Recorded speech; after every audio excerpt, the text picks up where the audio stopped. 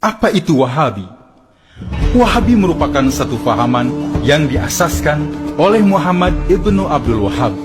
Fahaman ini dinisbahkan kepada nama bapaknya Abdul Wahab sebagai Wahabi, tidak kepada namanya sendiri sebagai Muhammadi. Ini adalah ijtihad ulama supaya umat Islam tidak keliru dengan ajaran Islam sebenar dari Muhammad sallallahu alaihi wasallam.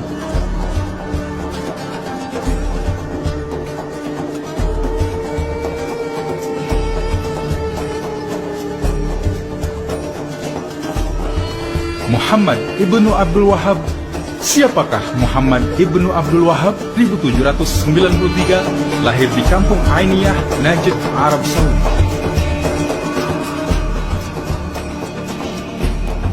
Ibnu Abdul Wahab adalah seorang yang lemah pikiran dan gagap. Ayah dan abangnya sendiri menganggap dia sebagai anak yang tidak siuman. Ibnu Abdul Wahab sangat terpengaruh dengan ajaran Ibnu Taimiyah yang mengasaskan fahaman Mujassimah. Kemudian dia mengembara dan belajar di Basrah, berguru kepada Syekh Muhammad Al-Majmu'i. Syekh Muhammad Al-Majmu'i adalah Mr. Hamper, yaitu seorang orientalis dan agen Yahudi dari British. Dia adalah seorang pakar ilmu Islam berbahasa Arab, Turki, Parsi, dan telah lama mempelajari Islam di Turki dan Irak. Mr. Hamper merasuah Ibnu Abdul Wahab dengan hadiah kawin mut'ah dua orang agen perempuan Yahudi yang menyamar sebagai muslimah.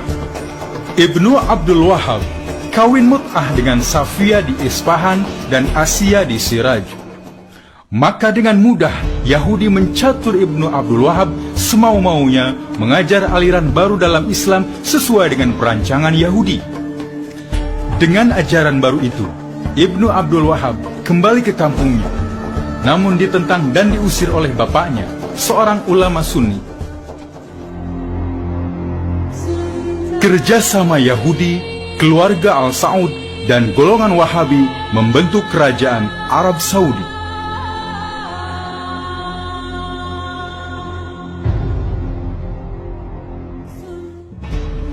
Setelah diusir oleh ayahnya, Muhammad ibnu Abdul Wahab menyambung terus menyebarkan ajarannya itu ke seluruh Najd.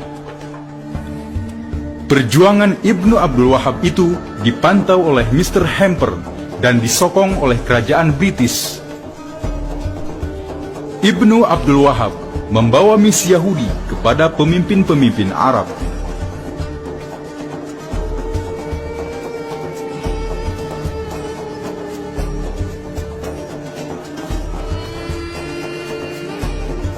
Pada tahun 1747, Ibnu Abdul Wahab bertemu dengan Muhammad ibnu Saud.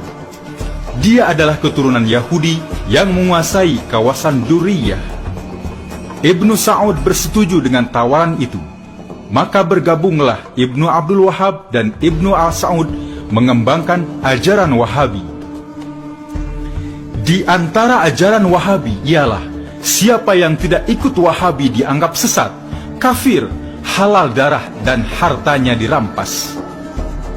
Dengan fatwa Wahabi ini, maka orang-orang yang tidak ikut ajaran Wahabi dibunuh dan hartanya dirampas. Kaum Wahabi melancarkan perang di dalam dan di luar wilayah Najd, seperti Yaman, Hijaz, daerah sekitar Syria, dan Irak. Mereka membantai 300 laki-laki di kampung Al-Fusul, di wilayah kota Al-Ahsa, dan merampas harta milik mereka. Pasukan Ibnu Saud dan Ibnu Abdul Wahab itu terus melakukan kekejaman ke seluruh Arab. Siapa yang taat kepada ajarannya wajib berbaiat. Bila melawan, wajib dibunuh dan harta miliknya dirampas. Di antara umat Islam yang paling banyak dibunuh pasukan ini adalah keturunan Rasulullah sallallahu alaihi wasallam. Namun, ada di antara keturunan Rasulullah sallallahu alaihi wasallam yang sempat melarikan diri ke Malaysia dan Indonesia.